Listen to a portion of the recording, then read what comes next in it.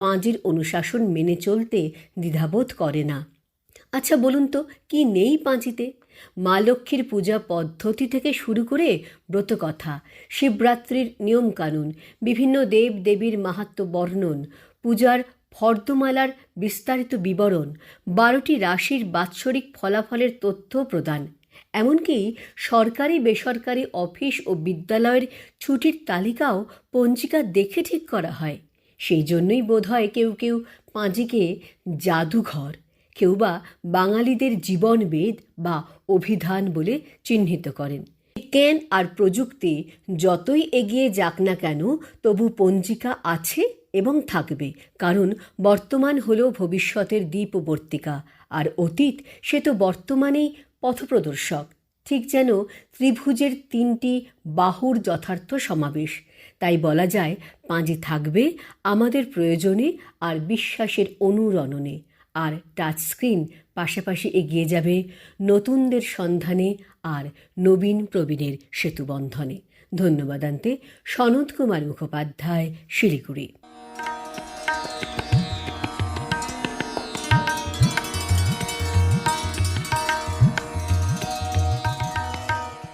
এবারের ভাবনা লিখে পাঠিয়েছেন অপর্ণা দত্ত, নিগমকুঞ্জ 39, অতুল প্রসাদ সরণি, হাকিমপাড়া, শিলিগুড়ি থেকে। লিখছেন, প্রিয় প্রত্যুষা, চিঠির প্রথমেই তোমাকে জানাই নববর্ষের একরাশ শুভেচ্ছা। প্রত্যুষা, সেদিন একটা বাড়িতে অন্নপূর্ণা পূজার নিমন্ত্রণ ছিল।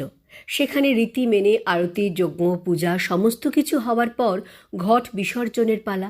এবার গৃহকর্ত্রী বললেন, অষ্টমী থাকাকালীন বিসর্জন দেওয়া যাবে না। কাজেই তখন খোঁজ পড়ল পাঁজির।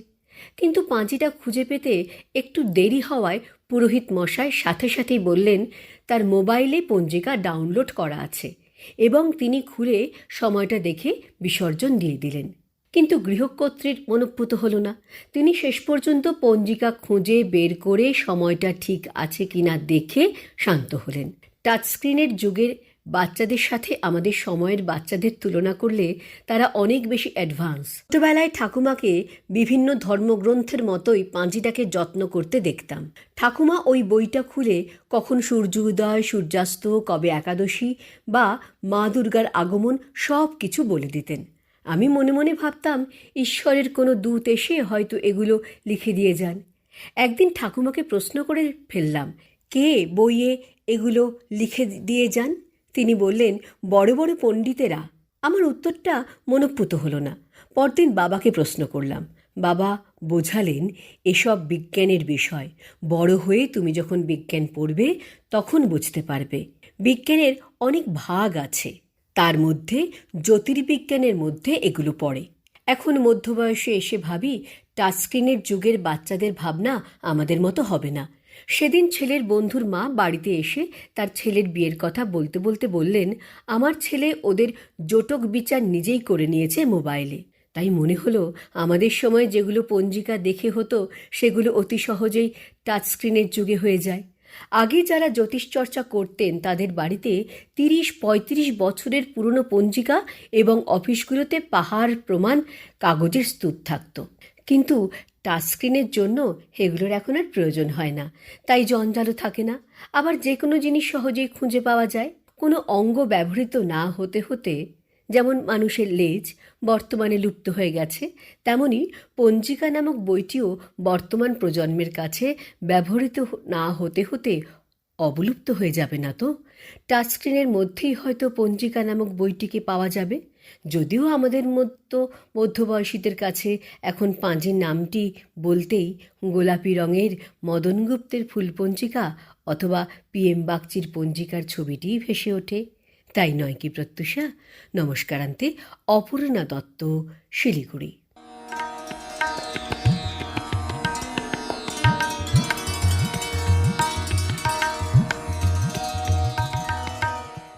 এবারের ভাবনা লিখে পাঠিয়েছেন উমা দাস, সেনপাড়া, জলপাইগুড়ি থেকে। লিখছেন, প্রিয় প্রত্যুষা, সবাই কেমন আছেন? সবার জীবন আনন্দঘন হয়ে উঠুক, নববর্ষের এই শুভ কামনা জানিয়ে আজকের বিষয় ভাবনায় আসি। টাচস্ক্রিন এখন সারা পৃথিবী ছেয়ে গেছে। সমস্ত পৃথিবীর অনেক অনেক খবর টাচস্ক্রিনের মাধ্যমে আমরা পেয়ে থাকি। নানান রকম কাজে আমরা মোবাইল ব্যবহার করে থাকি। মোবাইল যেন আমাদের জীবনের একটি বিশাল জায়গা জুড়ে আছে। আমাদের জীবনের প্রতিটি ক্ষেত্রে, দৈনন্দিন জীবনে বাঙালির পাঁজি এমনভাবে জড়িয়ে আছে যে জীবন পথে চলার ক্ষেত্রে ভালো মন্দ অনেক কিছু আমরা পাঁজির উপর নির্ভর করে চলি। বিভিন্ন উৎসব অনুষ্ঠান, বিয়ে, অন্নপ্রাশন, পৈতা, শিশুর জন্মের পর তার নামকরণ, কোনো জায়গায় যাত্রা করলে তার সময় ভালো মন্দ দেখে চলা, এমনকি কারোর মৃত্যু হলে সেখানেও দেখা যায় যে সেই ব্যক্তির মৃত্যুকালীন কোনো দোষ পেয়েছে কিনা। তারপর সেই মৃত্যুকালীন দোষ কাটানোর জন্য পাঁজি দেখা, বিচার করা। বিভিন্ন পূজা পার্বণে আমরা পাঁজির ওপর নির্ভর করে পূজা অর্চনা করে থাকি। আমাদের বাঙালিদের তো 12 মাসে 13 পার্বণ, তাই সারা বছর জুড়ে আমরা যত রকম দেবদেবীর পুজো অর্চনা করে থাকি তা সম্পূর্ণভাবে পাঁজি দেখে সব নিয়মকানুন মেনে করি। বাঙালির উৎসব অনুষ্ঠান, পূজা পার্বণ সব কিছুই পঞ্জিকা দেখে হয়। আমরা পাঁজি দেখে আমাদের জীবনের নানান অনুষ্ঠান পালন করে থাকি। আমাদের পরিবারে শিশুর জন্মের পর থেকেই বিভিন্ন অনুষ্ঠান পাঁজির ওপর ভিত্তি করে তার ভালো মন্দ গুণাগুণ বিচার করে পালন করি। পাঁজির ওপর আমরা বাঙালিরা ভীষণভাবে নির্ভরশীল। আমাদের বিশ্বাস, পাঁজি দেখে বিভিন্ন অনুষ্ঠানগুলো পালন করলে আমাদের নিজেদের মঙ্গল, আমাদের পরিবারের মঙ্গল। আমরা এতটাই পাঁজে নির্ভর যে আমাদের জীবনের ভালো মন্দ দিনগুলো যেন পাঁজের নির্দেশ অনুসারে বেঁধে চলা। তবে একটা কথা কি, কোনো নাস্তিক ব্যক্তি হয়তো পাঁজির নির্দেশাবলী মানতে নারাজ, তবুও নাস্তিক ব্যক্তিটি তার পারিপার্শ্বিকতার চাপে পাঁজির দেখানো পথে চলতে বাধ্য হয়। আমাদের জীবনের আরও অনেক অনেক ক্ষেত্রে আমাদের জীবনের সুখ স্বাচ্ছন্দ্য ভালো মন্দ নির্ভর করে পাঁজের নির্দেশিত পথে। টাচস্ক্রিন আমাদের যত তথ্য দিক না কেন, সমস্ত পৃথিবীর খবরাখবর আমাদের চোখের সামনে তুলে ধরুক না কেন, আমরা বাঙালিরা কিন্তু পাঁজি টপকে যেতে পারি না। পাঁজি আমাদের বাঙালিদের জীবনে আষ্টে পৃষ্ঠে বেঁধে রেখেছে। টাচস্ক্রিন এবং বাঙালির পাঁজি দুটোই ভিন্ন পথে এগিয়ে চলেছে। দুটো নিয়েই আমরা ভালো আছি, আনন্দে আছি। নমস্কারান্তে, উমা দাস, জলপাইগুড়ি।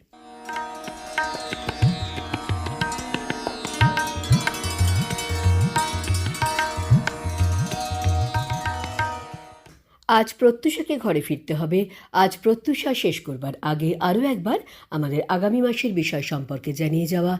মে মাসে প্রত্যুষার বিষয় ভাবনায় রয়েছে রবীন্দ্র নজরুল এ জন্মের তীর্থ দর্শন। বিষয়টিকে নিয়ে আপনার ভাবনাকে লিখে পাঠান প্রত্যুষার দপ্তরে। প্রত্যুষাকে আজ এখানে বিদায় দিন। প্রত্যুষা আবার আগামী প্রত্যুষে। নমস্কার।